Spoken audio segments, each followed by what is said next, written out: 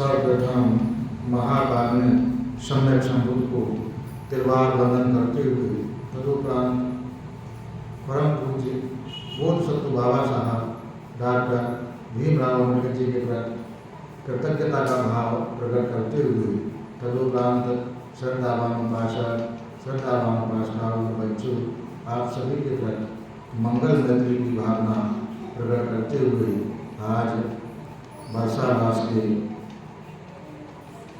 7वें दिन के प्रवचन में जो ब्रह्मदेशना होती है वो भगवान बुद्ध का जो भगवान बुद्ध और उनका धर्म बाबा साहब द्वारा लिखित पुस्तक है उसका वाचन होता है।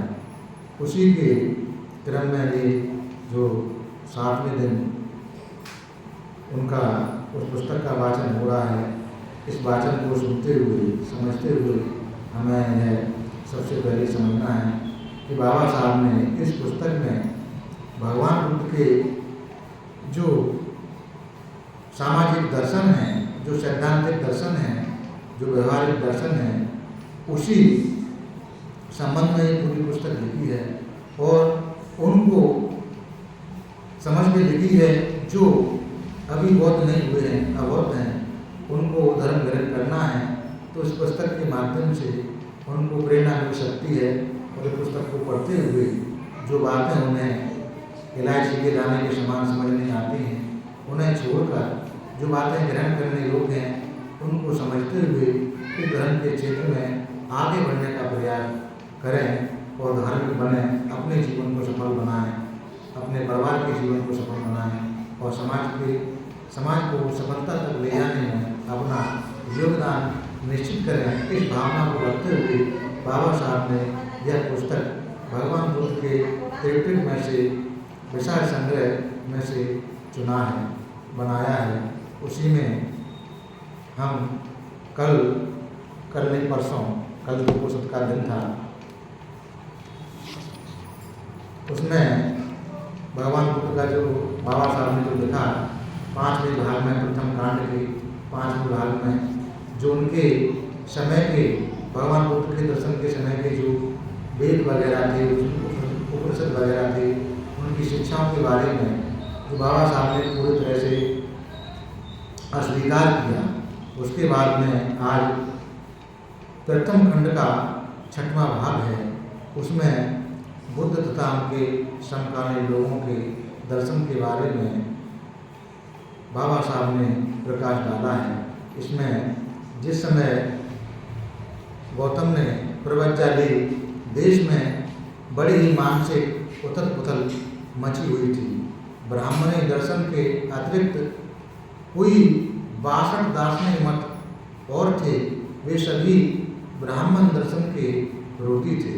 उनमें से कम 6 ध्यान देने योग्य हैं। ऐसा बाबा साहब ने बताया कि भगवान बुद्ध के समय 62 दर्शन थे जो ब्राह्मण दर्शन के विरोध में थे। उनमें से 6 ध्यान देने योग्य, 6 की ओर ध्यान दिया। पहला दर्शन था, इन दार्शनिक परंपराओं में से एक के मुखिया का नाम पूर्ण काश्यप था। उनका मत अक्रियवाद कहलाता था। उनकी स्थापना थी कर्म का आत्मा पर किसी भी तरह से कोई प्रभाव नहीं पड़ता, चाहे कोई किसी काम को करे या कराए, चाहे वो किसी को स्वयं मार डाले या मरवाए, चाहे कोई स्वयं चोरी करे या डाका डाले, चाहे किसी से चोरी कराए या डाका डलवाए, चाहे कोई स्वयं व्यभिचार करे, चाहे किसी से करवाए, चाहे कोई स्वयं झूठ बोले या किसी से बुलवाए, आत्मा पर किसी बात का कोई प्रभाव नहीं पड़ता। कोई कार्य कितना ही जघन्य हो, आत्मा को पाप से लिप्त नहीं करता। कोई कार्य कितना भी अच्छा हो, आत्मा को पुण्य से युक्त नहीं करता। आत्मा पर कोई क्रिया ही नहीं होती। जब आदमी मरता है तो उसके शरीर से सभी तत्व उन मूल तत्वों से जा मिलते हैं जिनसे उनका शरीर बना है। मरने के बाद कुछ शेष नहीं बचता, ना शरीर और ना ही आत्मा। ये जो भगवान बुद्ध के समकालीन में एक पूर्ण काश्यप करके थे, उनका मत इस प्रकार का था कि आत्मा का और शरीर का कोई भी संबंध नहीं और उसका कोई वर्णन भोगने वाला नहीं है, कोई भी प्रभाव नहीं पड़ता। इस प्रकार उनका मत था। दूसरे में जो दूसरी विचारधारा थी उनका नाम था नियतिवाद। इसके मुख्य उपदेशक का नाम था मक्खली घोषाल। उनका मत इस प्रकार का था कि पूर्व निश्चयवाद था। उनका मत था न कोई कुछ कर सकता है और न होने से कोई रोक सकता है। घटनाएं घटती हैं और कोई स्वेच्छा से उन घटनाओं को घटा नहीं सकता, न कोई दुख को दूर कर सकता है और न कोई उसे घटा बढ़ा सकता है। आदमी पर संसार में जो कुछ बीतने को है वो बीत कर रहता है। ये दूसरा मत था जो मक्खली घोषाल का मत था। तीसरा मत उच्छेदवाद कहलाता था। इसके मुख्य उपदेशक अजीत केश कंबल थे। उनका मत इस प्रकार का संपूर्ण नाशवाद था। उनकी शिक्षा थी यदि यज्ञ और होम सब बेकार हैं, कर्मों से कोई ऐसे फल नहीं होते जिन्हें आत्मा भोग सके या उसे भुगतने पड़े। न कहीं कोई स्वर्ग है और न कहीं कोई नरक। आदमी का निर्माण दुख के कुछ तत्वों से हुआ है। आत्मा उनसे बच नहीं सकता। संसार में जितना भी कष्ट है, जितना भी दुख है, आत्मा का उससे कहीं कोई किसी तरह का त्राण नहीं है। यह कष्ट या दुख स्वयं अनायास समाप्त हो जाता है। आत्मा को 84 लाख योनियां धारण करनी पड़ती हैं, तभी आत्मा के कष्टों और दुखों का अवसान यानी नाश होता है। इससे पहले किसी तरह दुख का नाश नहीं होता। चौथा मत अन्योयवाद कहलाता था। इस मत के मुखिया का नाम था पप्पुद कच्चायन। उनका उपदेश था कि 7 तत्वों से प्राणी का निर्माण होता है: पृथ्वी, जल, तेज, वायु, सुख, दुख तथा आत्मा। प्रत्येक तत्व एक दूसरे से स्वतंत्र हैं, एक का दूसरे पर प्रभाव नहीं पड़ता। वे अपने में संपूर्ण हैं और सभी नित्य हैं। उनका किसी भी तरह नाश हो ही नहीं सकता। यदि कोई आदमी किसी का सिर काट दे तो और कोई आत्मा मारना नहीं होता। यह तो इतना ही है कि शस्त्र 7 तत्वों में प्रवेश कर गया। एक और मत था संजय बेलिए पुत्र का। उसका अपना ही एक निजी दार्शनिक मत था। वह विक्षेपवाद कहलाता था। यह अंतिम दर्जे का संदेहवाद था। उनका तर्क था यदि कोई मुझे पूछे कि स्वर्ग है तो यदि मुझे लगे कि है तो मैं कहूँगा कि हाँ है। यदि मुझे लगे कि स्वर्ग नहीं है तो मैं कहूँगा कि नहीं है। यदि कोई मुझे पूछे कि आदमी बनाए जाते हैं या आदमी को अच्छे बुरे कर्मों का फल भोगना पड़ता है, क्या मृत्यु के अनंतर आत्मा रहती है, इन सब का नकारात्मक उत्तर दूंगा, क्योंकि मैं नहीं समझता कि ये हैं। कुछ इसी प्रकार संजय के तर्क चलते थे। छठा जो दार्शनिक मत था वो चातुर्यान संभववाद कहलाता था। इस मत के संस्थापक या मुख्याचार्य उस समय जीवित थे और जब गौतम बुद्ध को प्रकाश की खोज में संलग्न थे। आचार्य का नाम महावीर था, जो निगंडनाथ पुत्र भी कहलाते थे। महावीर का शिक्षण था कि आत्मा को अपने पूर्व जन्मों के कर्म तथा इस जन्म के कर्मों के परिणाम स्वरूप ही पुनर्जन्म ग्रहण करना पड़ता है। इसलिए उसका कहना था कि तत्परचर्या से द्वारा पुण्य कर्मों का नाश कर डालना होता है। बुरे कर्मों का होना रोकने के लिए महावीर ने चतुर्यान धर्म का उपदेश दिया था, अर्थात 4 नियमों के पालन का। पहला नियम था हिंसा न करना, दूसरा था चोरी न करना, तीसरा था झूठ न बोलना, चौथा था ब्रह्मचर्य का पालन करना। बुद्ध ने इन नए दार्शनिकों के मत को स्वीकार नहीं किया। बुद्ध का उनकी शिक्षाओं को अस्वीकार करना सकारण था।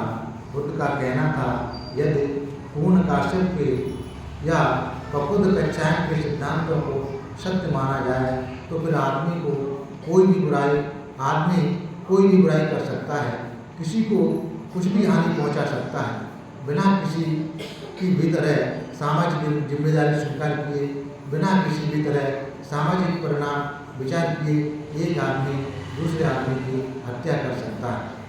यह बाबा साहब ने भगवान बुद्ध के उस सिद्धांत से जोड़कर देखा कि जो दो लोगों का मत था उसमें पूर्ण काश्यप का, ककुद कच्छायन का, कि आत्मा का कर्म का कोई सिद्धांत नहीं पड़ता, सही कुछ भी कर्म करे उसका कुछ भी फल मिलने वाला नहीं है। अगर इस बात को स्वीकार किया जाए तो आदमी नहीं रहेगा, जानवर जैसा उसका जीवन हो जाएगा, वो कुछ भी करेगा, वो सामाजिक जिम्मेदारी को नहीं समझेगा, अनाचार करेगा, चोरी करेगा, हत्या करेगा, तो उसका फल से मिलने वाला ही नहीं। इस प्रकार जो अगर पूर्ण कश्यप के और ककुद कच्छायन के सिद्धांत को मानकर जो मनुष्यता है वो खत्म होती है, ऐसा चिंतन था। दूसरा जो थे मक्खली गोसाल का सिद्धांत ठीक मान लिया जाए तो आदमी भाग्य के हाथ का खिलौना बन जाएगा, आदमी किसी तरह अपने बंधनों को नहीं काट सकेगा। यहाँ जो मक्खली गोसाल का सिद्धांत था कि जो कुछ हो रहा है वो होकर रहता है, उसे कोई रोक नहीं सकता, भोगना ही पड़ता है, तो आदमी क्रियाहीन हो जाएगा, उसे हर हाल में भोगना है, उसके जीवन में जो आ गया है उसे हर हाल में भोगना है, उसे कोई रोक नहीं सकता, तो वह एक खिलौना मात्र बन जाएगा और अपने बंधनों को काटने का काम नहीं करेगा, उसके लिए प्रयास नहीं करेगा। इसलिए इसको भी स्वीकार किया। चौथे थे अजीत के कंबल का सिद्धांत ठीक माना जाए तो आदमी के लिए खाने पीने और मौज उड़ाने के लिए अतिरिक्त शेष कुछ नहीं बचता। तो यहाँ अजीत के इस कमल का जो मत था कि कुछ भी नहीं रहता, आत्मा भी मर जाती है, शरीर भी मर जाता है, कुछ भी करो, तो सभी लोग खाने पीने मौज उड़ाने में लगा देते और सामाजिक जिम्मेदारियाँ छूट जाती है, कुछ भी मिलने वाला ही नहीं है। तो इस प्रकार उस मत को उन्होंने अस्वीकार किया। और जो संजय बेलपुत्र का सिद्धांत सही मान लिया जाए तो फिर पानी पर यूं ही बहते रहने की तरह आदमी का जीवन निरुद्देश्य है। अगर उनके सिद्धांत को माना जाए शायद है शायद नहीं, इसी में चलते रहेंगे, कुछ भी उसका निष्कर्ष नहीं निकलेगा, तो बेउद्देश्य जीवन हो जाएगा।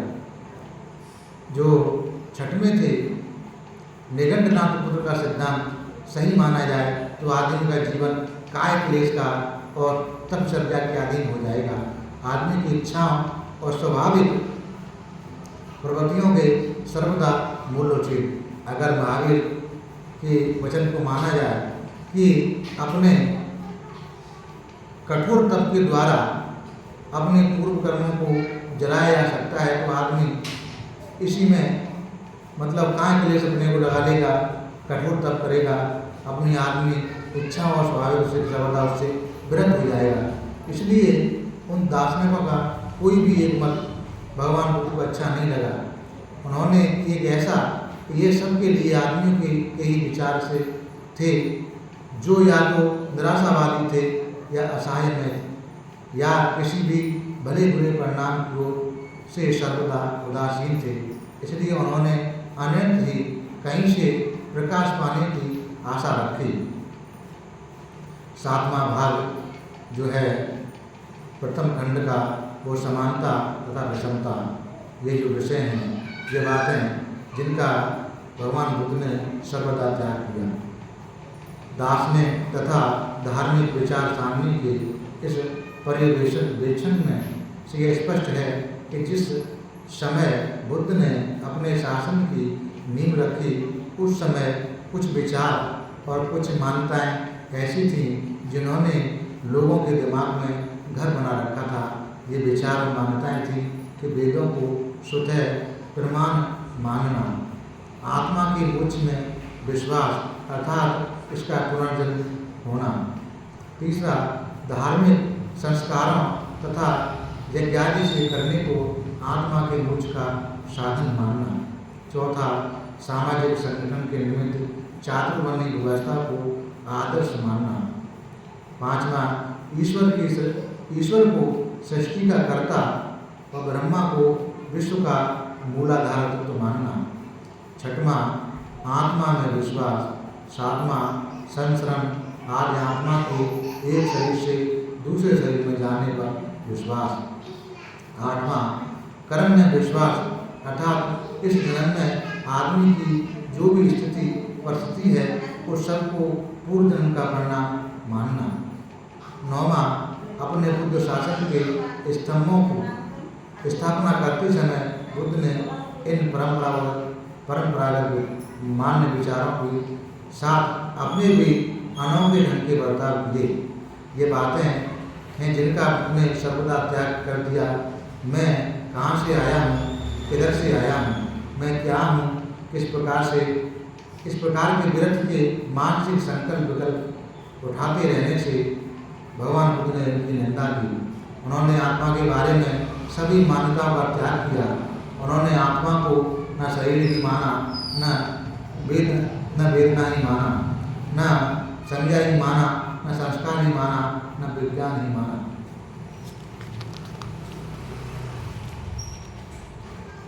कुछ धार्मिक उपदेशों का द्वारा प्रतिपादित सभी उच्छेदवादी मतों का तिरस्कार किया। उन्होंने नास्तिकों के मत का भी त्याग किया। उन्होंने इस बात को मान नहीं ठहराया कि विश्व के विकास का आरंभ किसी के ज्ञान से बना हुआ है। उन्होंने इस सिद्धांत का खंडन किया कि किसी ईश्वर ने आदमी का निर्माण किया है अथवा किसी ब्रह्मा के शरीर का अंश है।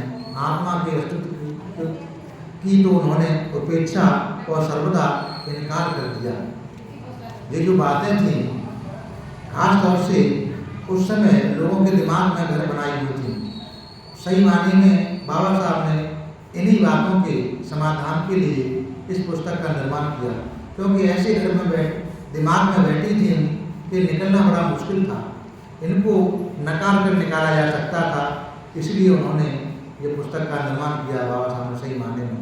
तो जिन बातों में भगवान बुद्ध ने प्रवर्तन किया वो ये थी, उन्होंने कार्य कारण के मान नियम को अपनी शाखा प्रशाखाओं में सहित प्रति समुत्पाद के रूप में मान्य ठहराया। जो कार्य कारण का सिद्धांत है ईश्वरवाद के विचारधारा पर कुठाराघात करता है।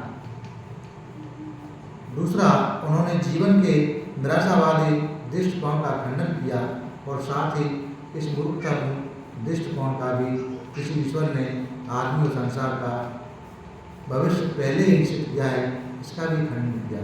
उन्होंने इस सिद्धांत को भी अस्वीकार किया कि किसी पूर्ण जन्म में किए गए किन्हीं कर्मों में कुछ ऐसे सामर्थ्य हैं कि वे दुख और कष्ट का कारण होते हैं और उनके रहते इस जन्म के कर्म कुछ नहीं कर सकते, वे सभी बेकार हैं।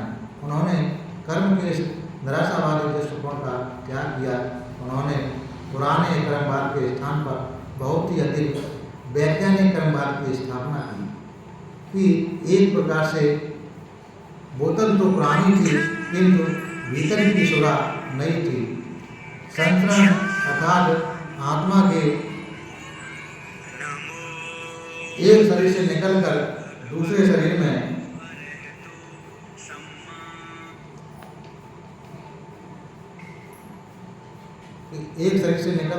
दूसरे शरीर में जाने में बात के स्थान पर संसरण रहित पुनर्जन्म के सिद्धांत को स्वीकार किया।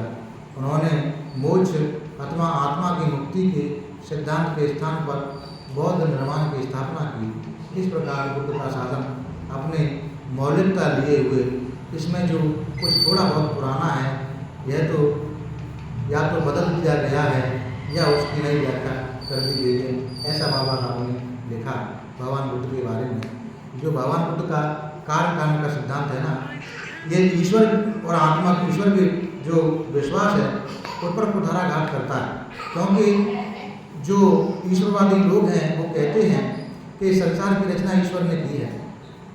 भगवान बुद्ध कहते हैं कि नहीं, इस संसार की रचना किसी ईश्वर ने नहीं की है। इस सृष्टि का विकास हुआ है, कार्य कारण के आधार पर हुआ है। इस संसार में जो कुछ घटता है उसके पीछे कोई न कोई कारण होता है। बगैर कुछ कारण के कुछ होता नहीं, कुछ घटता नहीं है। जैसे एक ईश्वरवादी लोगों की मान्यता है कि जल तथा अग्नि आकाश पवन पर केवल उसकी सत्ता, बगैर प्रभु की इच्छा हिल न सके एक पत्ता। भगवान बुद्ध कहते हैं ऐसा नहीं है। हवा चलती है तो पत्ता हिलता है, अगर हवा ना चले तो पत्ते को कोई हिला नहीं सकता। हवा से पत्ता हिलता है, ईश्वर नहीं हिलाता। तो हर घटना के पीछे कोई न कोई कारण होता है, बगैर कारण के कोई भी घटना नहीं घटती, कोई कारण नहीं हो सकता। ये भगवान बुद्ध का सिद्धांत था ईश्वरवाद के नियम पर कुठाराघात करने के लिए। और उन्होंने जो जीवन के निराशावादी दृष्टिकोण का जो खंडन किया, और साथ ही आदमी और ईश्वर का जो भविष्य पहले से निश्चित है, इस पर भी इस दृष्टिकोण से उन्होंने खंडित किया। और दूसरा जो उनका सिद्धांत था आत्मा का और कर्म का, कि पूर्व जन्म के कर्म से कोई मुक्त नहीं हो सकता, और जो उसके जीवन में जो आ पड़ा है उसे भरना ही पड़ेगा। हर हाल में पूर्व जन्म के कर्म है, उससे वो बच नहीं सकता। तो इसका भी उन्होंने काट दिया, निकाला। उन्होंने कहा कर्म का निराशावादी दृष्टिकोण को भगवान बुद्ध ने पूरा त्याग दिया। उन्होंने पुराने कर्मवाद में अपनी स्थापना की, और पुरानी बोतल तो पुरानी है किंतु भीतर की जो सुराह है वो नई है। इस प्रकार की है। उन्होंने क्या सुराह भरी? कर्म फल के सिद्धांत में कि मनुष्य अपना स्वामी है, अपने मन का स्वामी है, जो भूतकाल के कर्मों को नहीं बदल सकता, लेकिन वर्तमान के कर्मों के आधार पर अच्छे भविष्य का निर्माण कर सकता है। अच्छे भविष्य का निर्माण अपने वर्तमान के कर्मों के आधार पर कर सकता है, तो भूतकाल के कर्मों पर स्वतः ही उसका सारा जो फल है नष्ट हो जाएगा। अगर कह लिया जाए कि हम अगर आज गरीब परिवार में जन्मे हैं, तो हिंदू धर्म की व्यवस्था के अनुसार हर हाल में वो गरीबी हमको जीना पड़ेगा, उसे कोई बदल नहीं सकता। भगवान बुद्ध इसको बदलते हैं, क्योंकि उनका जो सिद्धांत है कि हर हाल में कि पूरे पुराने जन्म का कर्म है उसे भोगना पड़ेगा, और उसे कोई बदल नहीं सकता। अगर ऐसा मान लिया जाए तो आदमी निराशावाद हो जाएगा, कुछ भी प्रयास नहीं करेगा। वो सोचेगा अरे भोगना ही पड़ेगा, उसे बच नहीं सकता। लेकिन भगवान बुद्ध ने इसको बदला। भगवान बुद्ध कहते हैं कि आज हम गरीब हैं, अगर मनुष्य सम्यक प्रयत्न करे, सम्यक कर्मांत करे, सम्यक आजीविका चलाए, तो निश्चित रूप से आज गरीब है, कल अमीर हो सकता है, बदल सकता है, अपने जीवन को बदल सकता है। तो इससे आदमी के अंदर नई ऊर्जा का संचार होगा, तो आशावादी जीवन मनुष्य जीने लगेगा। तो यह जो कर्मवाद, भगवान बुद्ध का कर्मवाद सार्थक कर्मवाद है, और जो हिंदुओं का कर्मवाद निरर्थक कर्मवाद है। तीसरा जो उन्होंने हिंदुओं का था मोक्ष का, आत्मा की मुक्ति का सिद्धांत, उन्होंने भी इसको अस्वीकार किया। उन्होंने कि जब आदमी निर्वाण की मतलब आत्मा की मतलब मोक्ष की प्राप्ति करे, उसके लिए प्रयास करना है। लेकिन भगवान बुद्ध कहते हैं मोक्ष नहीं होता, आत्मा का मोक्ष नहीं होता, निर्वाण होता है, और वह सत्कर्मों के आधार पर होता है। इस प्रकार भगवान बुद्ध का जो मौलिक धर्म है वह उसमें थोड़ा बहुत पुराने में बदल करके उन्होंने बढ़ाया, नई व्याख्या करके दी। जिन बातों को भगवान बुद्ध ने स्वीकारा वो इस प्रकार हैं। उनकी शिक्षा की पहली विशेषता थी कि मन को सभी चीज़ों का केंद्र बिंदु स्वीकार किया जाए। मन सभी चीज़ों का पूर्वगामी है, उस पर प्रभाव डालता है, वह उन्हें उत्पन्न करता है। यदि मन काबू में है तो सब कुछ काबू में है। मन ही सब मानसिक क्रियाओं का प्रधान है, मन ही मुख्य है, मन उन सब चैष्टिक क्रियाओं की उपज है। इसलिए सबसे मुख्य बात मन की साधना है। यहाँ जो भगवान बुद्ध ने जिसको स्वीकार किया था उसे बाबा साहब ने भी स्थान दिया। जो दंपति की प्रथम दो गाथाएं हैं उसको बाबा साहब ने स्वीकार किया और उसमें स्थान दिया कि सारे कर्मों का जो भी कर्म है, चाहे मन की हो, चाहे वाणी की हो, चाहे शरीर की हो, सभी मन पूर्वगामी है, मन ही पर सब निर्भर है। मानसिक क्रिया सब में प्रथम है, मन ही मुख्य है, मन सब जैसी क्रियाओं की उपज है। ऐसा स्वीकार किया बुद्ध की शिक्षाओं की दूसरी विशेषता यह है कि उनके अनुसार मन उन सब भलाइयों बुराइयों का स्रोत है जो हमारे भीतर उत्पन्न होती हैं और जिनका हमें बाहर से शिकार होना पड़ता है। जो कुछ भी बुराई, जिसका बुराई से संबंध है, जो बुराई के समन्वित है, वह सब मन की उपज है। जो कुछ भी भलाई, जिसका भलाई से संबंध है, जो भलाई से समन्वित है, वो सब मन की उपज है। यदि आदमी बुरे मन से कुछ भी बोलता या करता है तो दुख उसके पीछे पीछे ऐसे ही हो लेता है जैसे गाड़ी के पहिए गाड़ी को खींचने वाले बैलों के पीछे लग जाते हैं। इसलिए अपने चित्त को निर्मल बनाए रखना ही धर्म का सार है। उनकी शिक्षाओं की तीसरी विशेषता है कि सभी पाप कर्मों से वृत्ति, जिनकी शिक्षाओं का पाप कर्मों से वृत्ति हम डेली बोलते हैं, सब पापों से करना, उसी का ये सार है। तीसरी उनकी शिक्षाओं की चौथी विशेषता है कि सब धार्मिक ग्रंथों के पाठ में नहीं है, बल्कि धार्मिक जीवन बिताने में।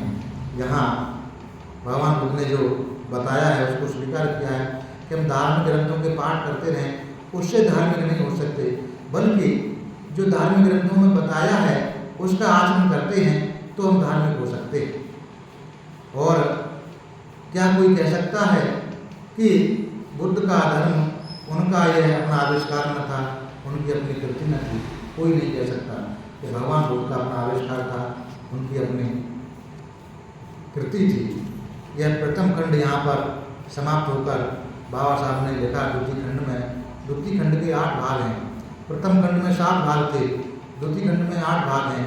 पहले भाग में बुद्ध और उनका विषाद युग है, दूसरे भाग में परिव्राजकों की धर्म दीक्षा है, तीसरे भाग में कुलीनों तथा धार्मिकों को धर्म दीक्षा है, चौथे भाग में जन्मभूमि का आवाहन है, पांचवें भाग में धर्म दीक्षाओं की पुनरावृत्ति है, छठे भाग में निम्न स्तर के लोगों को धर्म दीक्षा है, सातवें भाग में स्त्रियों की धर्म दीक्षा है, आठवें भाग में पतितों तथा मुजरिमों की धर्म दीक्षा है। सही मायने में द्वितीय खंड में जो भगवान बुद्ध का धर्म दर्शन का जो आंदोलन था, हिंदुओं की मानसिकता उस समय की व्यवस्था पर कुठाराघात था, धर्म दीक्षाओं का जो आंदोलन था, वो द्वितीय खंड में बाबा साहब ने उसको स्थान दिया है। द्वितीय खंड में जो पहला भाग है वो है बुद्ध और उनका विशाल युग, उपदेश देना अथवा नहीं देना। बोधि प्राप्त करने के बाद और अपने सद्धर्म की रूपरेखा निश्चित कर लेने के बाद बुद्ध के मन में एक विचार आया, क्या उन्हें दूसरों को अपने उपदेश का उपदेश देना चाहिए अथवा अपने ही कल्याण में रत रहना चाहिए। उन्होंने सोचा, निसंदेह मैंने नया सद्धर्म पा लिया है, लेकिन हर सामान्य आदमी के लिए इसका समझ सकना और अनुकरण कठिन है। बुद्ध मानव तक के लिए यह अति सूक्ष्म है। आदमियों के लिए अपने आप को आत्मा और परमात्मा के माया जाल से मुक्त कर सकना कठिन है। आदमियों के लिए रस्मों और रीति रिवाजों और धार्मिक संस्कारों के बंधनों से मुक्त होना कठिन है। आदमियों के लिए ब्राह्मणी कर्मवाद से मुक्त होना कठिन है। आदमियों के लिए आत्मा को नित्य मानने के सिद्धांत से मुक्त होना कठिन है। और मेरे इस सिद्धांत को मानना भी कठिन है कि आत्मा का कहीं कोई स्वतंत्र अस्तित्व नहीं है, मरणांतर भी कहीं कोई आत्मा शेष नहीं रहती। आदमी स्वार्थरत है, इसी में मजा लेने और आनंद मानते हैं। आदमियों के लिए मेरे सद्धर्म को स्वार्थपरता के ऊपर स्थान देने के सिद्धांत को समझना कठिन है। यदि मैं अपने सिद्धांत का उपदेश दूं तो दूसरे इसे समझ न सकें अथवा समझकर स्वीकार न कर सकें अथवा स्वीकार करके भी उसके अनुसार आचरण न कर सकें, तो इससे दूसरों को भी व्यर्थ में थकावट होगी और मुझे भी व्यर्थ की हैरानी। मैं संसार से दूर रहकर सन्यासी का ही जीवन क्यों न बताऊं? मैं अपने कल्याण में ही क्यों न लगा रहूं? मैं कम से कम अपना कल्याण तो कर ही सकता हूँ। इस प्रकार के विचार करने से बुद्ध का मन सद्धम विचार की ओर न झुककर निष्कृत्या की ओर झुका। ऐसे विचार जो उस समय विद्यमान थे, आदमी को सोचना ही पड़ता है। जो अबौद्ध होता है, अबौद्ध को ये बातें जो कि पहले से मिली हुई होती हैं, तो विचार करना पड़ता है, एकदम से स्वीकार नहीं कर सकता। तो भगवान बुद्ध ने ये सारी बातें देखी कि मेरे मार्ग को पर अपनाने में ये बाधाएं हैं, इन बाधाओं से मनुष्य पार नहीं पाएगा। उसे अच्छा यही है कि मैं अपने कल्याण के लिए जीवन जीऊँ, क्योंकि अगर मैं बताऊंगा तो लोग सुनेंगे तो समझेंगे नहीं, समझेंगे तो स्वीकार नहीं करेंगे, स्वीकार करेंगे तो उसके अनुसार आचरण नहीं करेंगे तो व्यर्थ की थकावट उन्हें भी होगी, मुझे भी होगी। तो उससे अच्छा यही है कि मैं संन्यास जीवन में अपने में मग्न रहूँ, कोई किसी को कष्ट देने का ना कष्ट देने का मैं काम करूँ। ब्रह्मा सैंपति ने जब यह जाना कि बुद्ध के मन में क्या विचार चक्कर काट रहे हैं, तो उन्होंने सोचा कि निश्चय से संसार का नाश होने जा रहा है, निश्चय से संसार विनाश को प्राप्त होने जा रहा है। यदि सम्यक संबुद्ध तथागत का मन धर्म प्रचार की ओर न झुककर निष्कृत्या की ओर झुक जाता है। इस चिंता से घबराकर ब्रह्मा सैंपति ब्रह्मलोक से विदा होकर बुद्ध के सामने प्रकट हुए।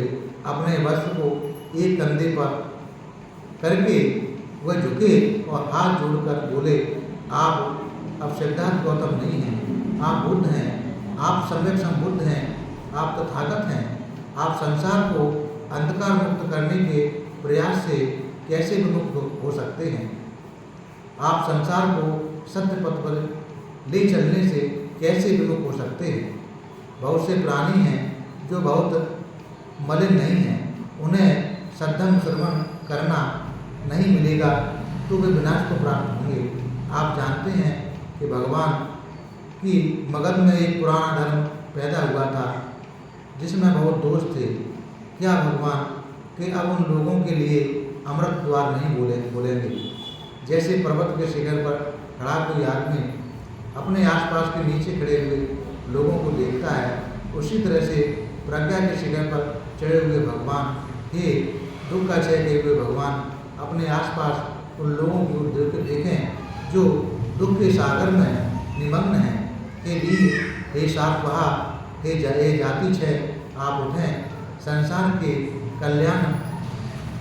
कल्याण के लिए विचरें, उनकी ओर से विमुख न हों। हे भगवान, आप दया करके देवता और मनुष्यों को सद्धम का उपदेश दें। ऐसा सैंपति ब्रह्मा ने भगवान बुद्ध से याचना की। तो भगवान बुद्ध ने उत्तर दिया, हे मनुष्यों के श्रेष्ठ ब्रह्मा, यदि मैंने धर्म उपदेश देने का संकल्प नहीं किया तो यह केवल व्यर्थ की हैरानी से बचने के लिए ख्याल से नहीं किया।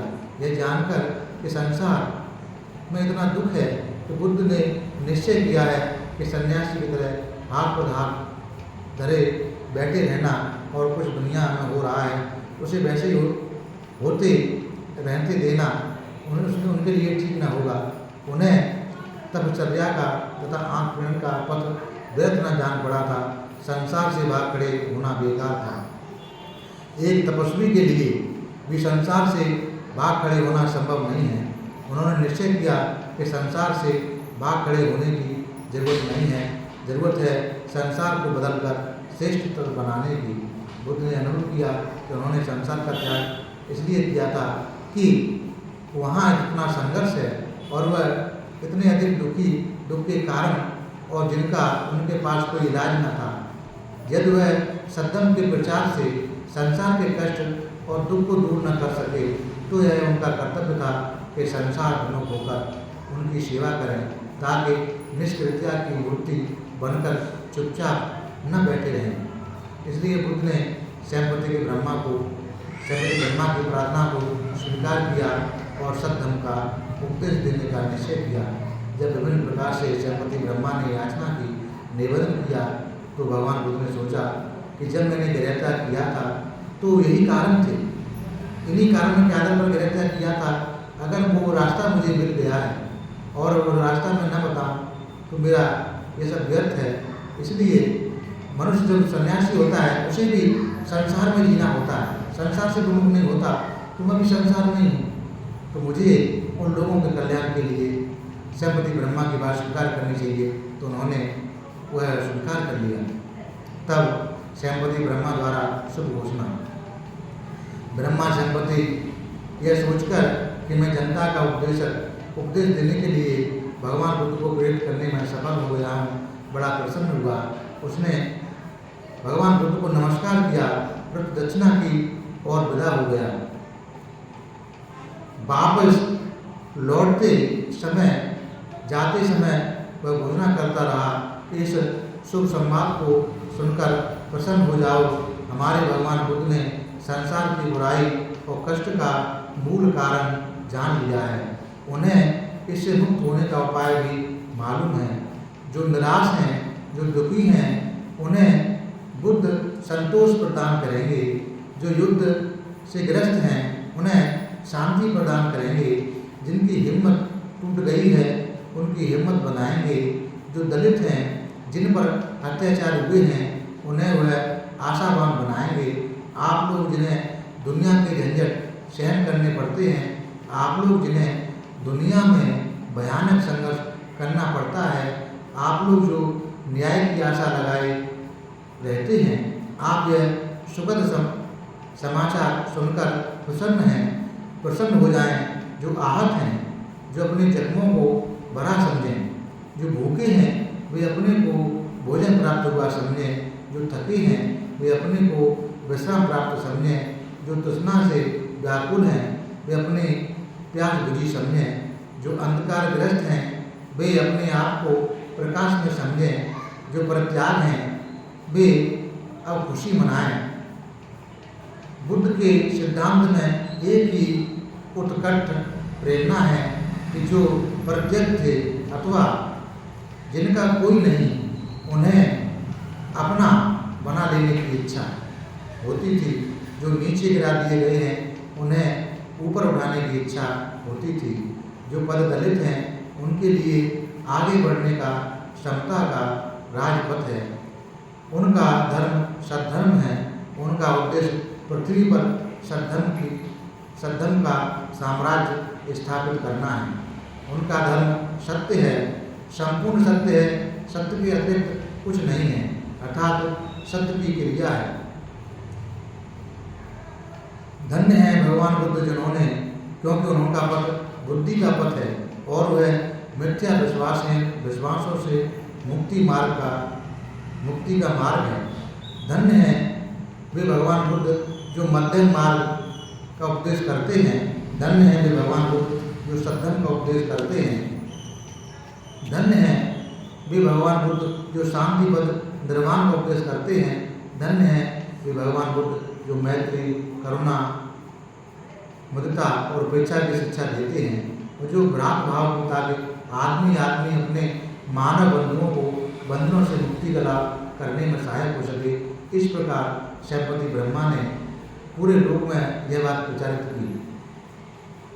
बुद्ध की धर्म प्रचार की योजना में धर्म दीक्षा दो अर्थ थे। पहले तो भिक्षु की दीक्षा, जिसको सामूहिक रूप से संघ कहा जाता था। दूसरी दीक्षा उपासक की दीक्षा, अर्थात ग्रस्त बौद्ध लोगों की। एक भिक्षु और एक उपासक के जीवन में मुख्य 4 ही बातों का भेद था। एक उपासक ग्रस्त बना रहता, एक भिक्षु गृह त्यागी बना रह जाता। उपासक भिक्षु दोनों के कुछ नियमों का पालन करना होता। भिक्षु के लिए वे व्रत थे और उनका पालन न करना दंडनीय था। उपासक के लिए वे केवल शील थे, जिन्हें वह अपने सामर्थ्य पर अधिक से अधिक पालन करने का प्रयास करता। एक उपासक संपत्ति रख सकता था, एक भिक्षु कोई संपत्ति नहीं रख सकता था। एक उपासक बनने के लिए किसी संस्कार की आवश्यकता नहीं है। भिक्षु बनने के लिए उपसंपदा होना आवश्यक है। बुद्ध ने दीक्षा की इच्छा रखने वालों की इच्छा के अनुसार किन्हीं को भिक्षु बनाया। एक उपासक जब चाहे भिक्षु बन सकता है। एक भिक्षु को भिक्षु नहीं रहना होता यदि वह अपने मुख्य व्रतों में से किसी एक को भी भंग करता है अथवा स्वेच्छा से संघ का सदस्य न रहना चाहिए। यह नहीं समझना चाहिए कि आगे के पृष्ठों में जिनके नाम आए बुद्ध ने उन्हीं को दीक्षित किया है। यह जो चंद उदाहरण चुने गए हैं वे केवल यह दिखाने के लिए कि दीक्षा देने अथवा सद्धर्म का प्रचार करने के सिलसिले में बुद्ध ने किसी की जाति अथवा विचार करते न किसी के पुरुष न स्त्री को विचार किया। उन्होंने सबको समान समझा। तो इस प्रकार की 2 प्रकार की दीक्षाएँ जो भगवान बुद्ध की थी उसके बारे में बताया। भगवान बुद्ध का जो धर्म है, जो दर्शन है, ये पहले भाग में बाबा साहब ने प्रकाश डाला है उनकी उसमें कि भगवान बुद्ध को जब ज्ञान की प्राप्ति हुई, ज्ञान प्राप्ति के बाद में उन्होंने विचार किया कि संसार में ऐसी उलझा हुआ है संसार, इन जो बातें हैं उनमें फंसा हुआ है और उनमें ऐसे घर किए हुए हैं वो उनसे निकल नहीं सकता। उनसे निकलने का प्रयास करेगा तो निकल पाएगा। और आत्मा के विश्वास में, परमात्मा के विश्वास में जो जाल है उसमें फंसा हुआ है। आदमियों के अपने रीति रिवाज हैं, रस्में हैं, धार्मिक संस्कार हैं, उनके बंधन में फंसा हुआ है, उसको तोड़ना कठिन है। और जो ब्राह्मणों का कर्मवाद है कि जो कुछ करता है, जो कुछ पाया है भोगना पड़ेगा, उसमें निकल नहीं सकता, वो कर्मवाद का सिद्धांत उसमें फंसा हुआ है। कैसे निकलेगा? आत्मा को नित्य मानना उसमें फंसा हुआ है और मरने के बाद में आत्मा नहीं छूटती, वही दूसरे का जन्म लेती है, इस सिद्धांत में फंसा हुआ है, वो नहीं समझ पाएगा।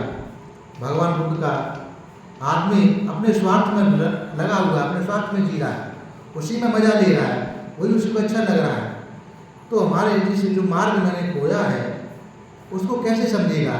ये जितने विश्वास जितने जटिल हैं उसको तोड़ना बहुत कठिन है। ऐसा भगवान बुद्ध ने चिंतन किया। बाबा साहब लिखते हैं और चिंतन के बाद में उन्होंने सोचा कि उनको अगर मैं रास्ता बताऊंगा तो वो समझेंगे नहीं, या कुछ समझेंगे भी तो पालन नहीं करेंगे, और जो कुछ पालन नहीं करेंगे तो मेरा बताना व्यर्थ है। मैं भी बोझल होऊंगा तो वो भी बोझल होंगे। इससे अच्छा ये है कि मैं सन्यासी बना रहा हूँ, जो मुझे ज्ञान प्राप्त है उसी में मैं आनंद लेता रहूँ। यह बात जब ब्रह्मा ने भगवान बुद्ध के दिमाग के बात को समझा, सुना, तो वह दौड़ा ब्रह्मलोक से आया भगवान से निवेदन करने के लिए। यह ब्रह्मा शब्द आया है, बाबा साहब ने लिख के दिया है। बाबा साहब ने इस शब्द को नहीं काट पाए। अंग्रेजी में भी ब्रह्मा शब्द है, अंग्रेजी ट्रांसलेशन देखेंगे उसमें भी ब्रह्मा शब्द है, उसमें मतलब इस शब्द को काट नहीं पाए। उसके कारण है कि यहाँ बाबा साहब प्रतिज्ञा देते हैं कि मैं ब्रह्मा, विष्णु और महेश को ईश्वर नहीं मानूंगा, न ही उनकी पूजा करूंगा। और यहाँ भगवान बुद्ध को धर्म के प्रचार प्रसार के लिए ब्रह्मा ने तैयार किया, ये बाबा साहब ने लिखा है।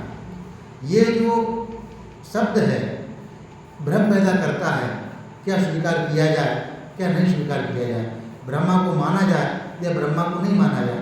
बाबा साहब मना भी करते हैं कि ब्रह्मा को ईश्वर नहीं मानना है, और यह बाबा साहब लिखते भी हैं कि ब्रह्मा ने भगवान बुद्ध को तैयार किया प्रचार के लिए। यही बात दोनों है ना, किस बात को स्वीकार किया जाए? समझ में आती कोई बात? कंफ्यूज हो जाते हैं, कैसे समझेंगे किस बात को माना है? दोनों बाबा साहब ने मतलब लिख के दिया है। वहाँ भी लिखा है, मतलब ये यहाँ भी लिखा है, उन्हीं के कलम से लिखा गया है। अंग्रेजी की पुस्तक पाएंगे उसमें भी हमें मतलब ब्रह्मा शब्द लिखा हुआ है, तो कैसे समझें? समझने के लिए भगवान बुद्ध का जो धर्म है उसका सहारा लेना पड़ेगा, और हम समझेंगे तब समझ पाएंगे कि जब करनी विष्णु का पाठ करते हैं उसमें भी आता है ब्रह्म में तम विहार निर्माऊ, जब उसको पूरा पाठ करते हैं तो उसमें आता है। तो क्या है? भगवान बुद्ध ने कहा है कि माता पिता ब्रह्मा का स्वरूप होते हैं। भगवान बुद्ध के सब्राह्मक सूत्र में ये देवदूत वर्ग में आया है कि माता पिता ब्रह्मा का स्वरूप है। इस संसार में ईश्वर करके किसी को नहीं माना जा सकता, ईश्वर नाम की कोई सत्ता नहीं है, भगवान बुद्ध कहते हैं। लेकिन ये भी कहते हैं कि माता पिता को ब्रह्मा करके पूजा जा सकता है। अब क्या है ये ब्रह्मा? तो इसको जब गहराई से जाएंगे तो उसी में उसका अर्थ छुपाया हुआ है, लिखा हुआ है कि जिसके अंदर अनंत करुणा का भाव होता है, जिसके अंदर अनंत मुदिता का भाव होता है, जिसके अंदर अनंत मैत्री का भाव होता है, जिसके अंदर अनंत उपेक्षा का भाव होता है, वो ब्रह्मा होता है। जिसके अंदर ये चार गुण अनंत रूप से होते हैं वह ब्रह्मा कहलाने का अधिकारी है। और माता पिता के अंदर अपने संतान के लिए ये चारों गुण होते हैं। किसी माता पिता में इन चार गुणों की कमी रहती है अपने संतान के लिए। आप लोग बताएं, सब परिवार वाले हैं, सबके अपने संतान हैं, सबके मतलब अपने बच्चे हैं, तो ये चार गुण अपने बच्चों के लिए रखते नहीं रखते? अनंत करुणा होती कि नहीं होती? अनंत मुद्दा होती कि नहीं होती?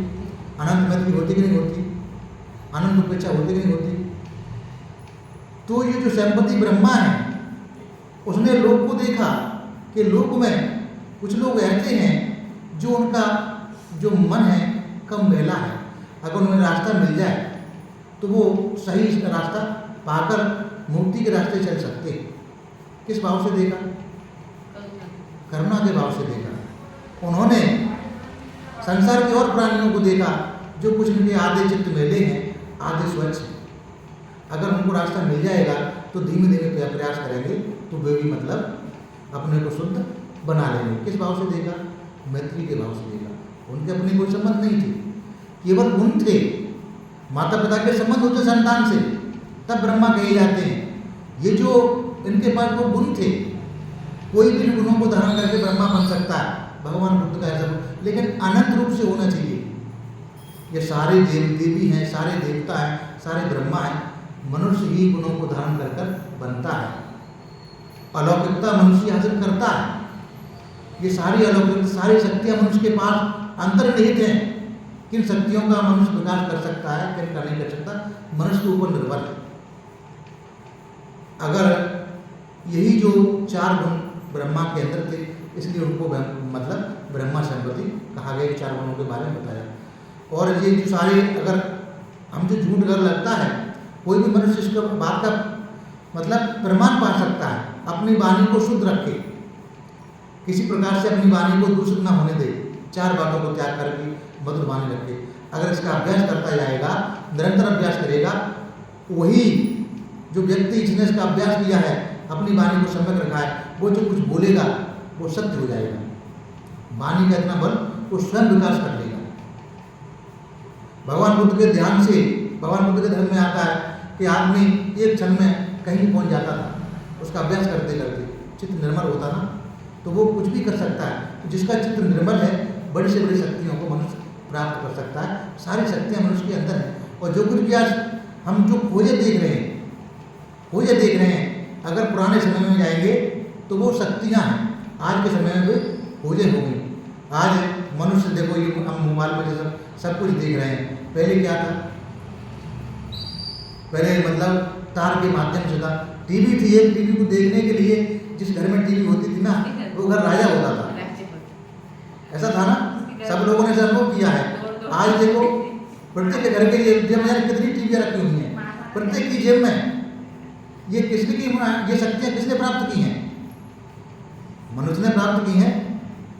ये सब शक्तियाँ हैं जो हमको वर्तमान युग में हमको वर्तमान शब्दों के आधार पर समझ सकते हैं। आवश्यकता हमें अपनी बुद्धि को सही प्रज्ञा के आधार पर उसमें लगाने की है। तो भगवान जो ये पुस्तक है बाबा साहब ने लिखी है, उसका आधार यही है कि मनुष्य जो बातें अभी उसके समझ में नहीं आ रही हैं, अलौकिकता लगती है, तो उसको वो छोड़ दे। अभी छोड़ दे, कोई दिक्कत नहीं है, कोई परेशानी नहीं है। लेकिन सील का मार्ग है, समाधि का मार्ग है, प्रज्ञा का मार्ग है, उसे समझने का काम करे, उसके क्षेत्र में आगे बढ़ता जाएगा, बढ़ता जाएगा, बढ़ता जाएगा। वो बातें जो अभी छोड़ी हैं, फिर उन्हें धीमे धीमे करके स्वीकार होने लगे। क्योंकि इतना लबादा था, ईश्वर आत्मा का विश्वास पीढ़ियों से लगा हुआ था, कैसे टूटता? आसान है कि हमारे बुजुर्ग भी किसी मानता को करते आते हैं, पूजा को करते आते हैं, उनके सामने पूजा को थोड़े कितने करते करके करनी पड़ती है।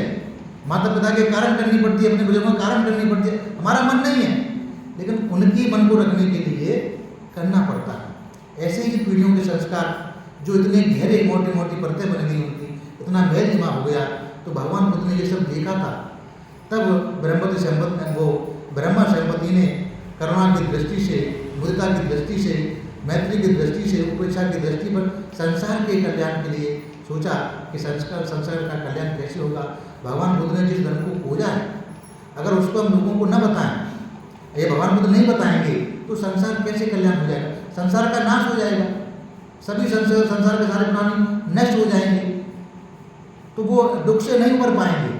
दुख से उबरने के लिए जो भगवान बुद्ध ने जिस धर्म को तलाश किया है उसका प्रचार प्रसार करें, ऐसा निवेदन करने के लिए सेनापति ब्रह्मा ने भगवान बुद्ध को तैयार किया। और तब भगवान बुद्ध ने भी अपने पूर्व के समय के बारे में जाना और समझते हुए कि मैंने भी जो ग्रह त्याग किया था उसके कारण भी तो यही थे, उसी जिन्हीं कारणों से मैंने ग्रह त्याग किया था, अगर आज भी मैं बिल्कुल हो जाऊँगा तो इनका कल्याण कैसे होगा? तब उन्होंने सेनापति ब्रह्मा की बात को स्वीकार किया और देश और उन्हें लोगों को धर्म सिखाने के लिए अपने को तैयार किया। ये जो दूसरे खंड का पहला खंड समाप्त होकर दूसरा खंड यहाँ से प्रारंभ होता है। हम सोचते हैं इसका जो वाचन है कल करेंगे, आज यहीं पर छोड़ देते हैं। आज आप लोगों ने सुबह से बहुत सारे पुण्य संचय किए, वो सभी पुण्य पहला जो खंड दूसरे खंड का पहला भाग स्वीकार मतलब समाप्त होता है और दूसरा जो भाग है उनकी प्रवृत्ति वाला कल हम उसके बारे में बात करेंगे। वो ज़्यादा अच्छा है क्योंकि बड़ा है, पूरा हो भी नहीं पाएगा, तो आधा अधूरा समझाना रहेगा, पूरा समझाना नहीं पाएगा, इसलिए कल इसके बारे में वाचन करेंगे। तो आज आप लोगों ने सुबह ध्यान करके, चक्रमण करके, शील ग्रहण करके, पूजा वंदना करके, सूत्र श्रवण करके, सूत्र पठन करके बहुत सारे पुण्य अर्जित किए। शाम को भी शील ग्रहण करके, पूजा वंदना करके, धम्म श्रवण करके बहुत सारे पुण्य संचय किए हैं। जो भी आप लोगों ने पुण्य संचय किए हैं, ये सभी पुण्य अगर हम वितरण करते हैं तो पुण्य पारमी हमारी बनती है और पुण्य बनता है। ऐसे ही ये सारे पुण्य हम लोगों ने जो अर्जित किए हैं, ये सभी पुण्य हम सबसे पहले सभी देवताओं को अनुमोदन करते हैं। इस पुण्य के बल से सभी देवताओं का श्रद्धा, शील, श्रुत, त्याग, प्रज्ञा आगे बढ़ जाएगी। सभी देवता हम सबको धार्मिक सुरक्षा प्रदान करें। सभी देवताओं को उत्तम चार्यार साक्षात करने का वहाँ पुण्य मिल जाए। उसके बाद जो भी पुण्य हम लोगों ने अर्जित किए हैं, ये संसार के सारे प्राणियों को अनुमोदन करते हैं। इस पुण्य के बल से संसार के सारे प्राणी सुखी हों, सभी निरोगी हों, सभी का कल्याण सदे, उन सभी को उत्तम चार्यार साक्षात्कार करने का पुण्य मिल जाए। उसके बाद ये सारे पुण्य हम लोग अपने उपाध्याय, आचार्य और वरिष्ठ बनते लोगों को, सभी बनते लोगों को अनुमोदन करते हैं। इस पुण्य के बल से वो सभी लोग सुखी हों, सभी का कल्याण हो, उन सभी लोगों को उत्तम चार्यार साक्षात्कार करने का पुण्य मिल जाए। उसके बाद ये सारे पुण्य हम लोग यहाँ आए हुए सभी लोगों का अनुमोदन करते हैं। इस पुण्य के बल से सभी लोगों का श्रद्धा, शील, श्रुत, त्याग, प्रज्ञा आगे बढ़े, सभी लोग धर्म के क्षेत्र में उन्नति करें। उन सभी लोगों को उत्तम चार्यार साक्षात्कार करने का पुण्य मिल जाए। उसके बाद ये सारे पुण्य हम लोग सभी श्रद्धावान उपासक उपासनाओं को अनुमोदन करते हैं, जो हम लोगों को भोजन, चीवर, कुटिया, दवा तथा परिष्कार आदि से सेवा करते हैं। इस पुण्य के बल से वो सभी लोग सुखी हों, सभी का कल्याण सदे, उन सभी लोगों के व्यापार धंधे आगे बढ़ें, वो सभी लोग कर्म के प्रभाव से मुक्त होकर निर्वाण गति को प्राप्त हों। वो सभी लोगों को उत्तम चार्यार सत्य का साक्षात्कार करने का पुण्य मिल जाए। सबका भला हो, सबका मंगल हो, सबका कल्याण हो। भवतु सब मंगलम, भवतु सब मंगलम, भवतु सब मंगलम।